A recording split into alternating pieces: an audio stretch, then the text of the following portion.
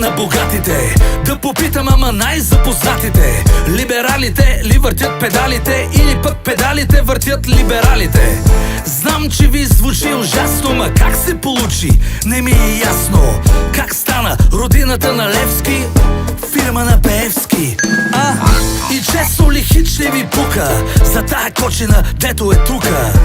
За нашата икономика могъща, казино, аптека, заложна къща. И като някой си отвори устата да попита чия е вината, ще му кажат: ей, тея капути, за всичко виновен е Путин.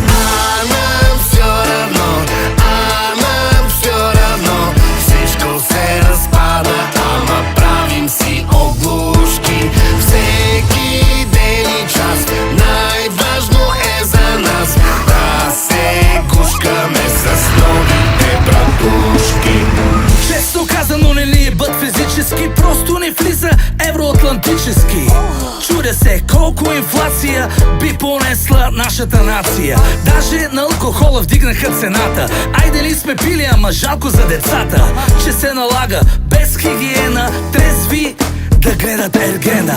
А какво правим с нашето реалити? Някои ще са будили за спалите, че минаха май бая години да лапаме банани с по 2 мандарини.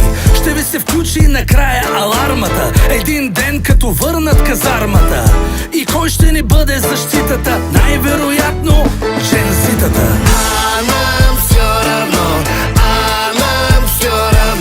Всичко се разпада, ама правим си оглушки. Всеки ден и час най-важно е за нас да се гушкаме с новите братушки. Тъй като гледам, май има и уловка в международната сложна установка. Хора умират, обаче е тайна, освен ако не са на фронта в Украйна.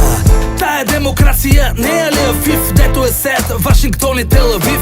Доста скъпо ще не струва, ама сори, те са ни стратегически партньори. И каква е разликата от социализма, като и сега сме наведени за клизма? Освен да питам еврофилософите дали бабите тогава ровиха по кофите, а децата мечтаеха за космоса, милите, и бяха далеч от педофилите. Сега направо ме е срам, но не като устата, а като Иван. Все равно